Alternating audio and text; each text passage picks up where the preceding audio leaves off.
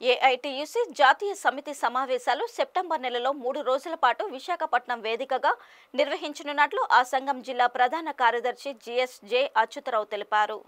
AITUC జాతీయ సమితి సమావేశాలు సెప్టెంబర్ నెలలో 3 రోజుల పాటు విశాఖపట్నం వేదికగా నిర్వహించనున్నట్లు ఆ సంఘం జిల్లా ప్రధాన కార్యదర్శి జిఎస్.జె. అచ్యుతరావు తెలిపారు. విశాఖలోని పార్టీ కార్యాలయంలో నిర్వహించిన మీడియా సమావేశంలో ఆయన మాట్లాడుతూ దేశవ్యాప్తంగా 500 మంది ప్రతినిధులు ఏఐటియుసి అగ్రనాయకులు సమావేశాల్లో పాల్గొంటారని వెల్లడించారు. కేంద్ర రాష్ట్ర ప్రభుత్వాలు అనుసరిస్తున్న కార్మిక వ్యతిరేక విధానాలు, దేశంలో 46 కోట్లుగా ఉన్న అసంఘటిత రంగ కార్మికుల సమస్యలపై చర్చించి భవిష్యత్తు కార్యాచరణను రూపొందిస్తామని ఆయన తెలియజేశారు.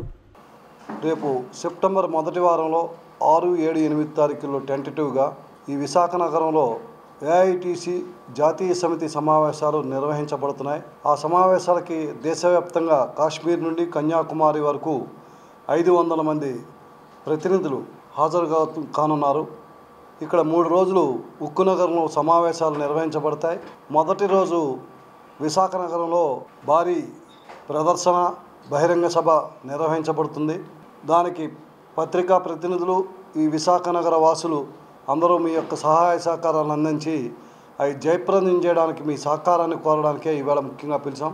చంద్రబాబు నాయుడు గారి మీద గురుతర బాధ్యత ఉంది. ఈ రాష్ట్రాన్ని ముందుకు తీసుకెళ్లాలంటే మీరు పార్లమెంట్లో ముఖ్యం కాబట్టి మీరు ఈ స్టీల్ ప్లాంట్ పరిరక్షణే కాదు, 4 కోళ్లు ఏవైతే 49 చట్టాలను రద్దు చేసి 4 కోళ్ళు అని చెప్పి ఉద్యోగులందరినీ, అది సంఘటిత రంగ ఉద్యోగులు అవ్వచ్చు, అసంఘటిత రంగ ఉద్యోగులు అవ్వచ్చు, సంఘటిత ఉద్యోగులు 4 కోట్ల మంది ఉంటే 46 కోట్ల మంది భారతదేశంలో అసంఘటిత రంగ కార్మికులు ఉన్నారు.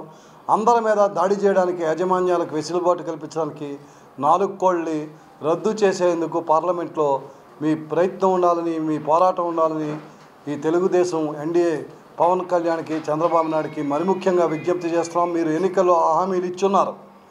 ప్రభుత్వ రంగాలను కాపాడాలి, అసంఘటిత రంగ కార్మికుల మీద దాడిని ఆపాలి.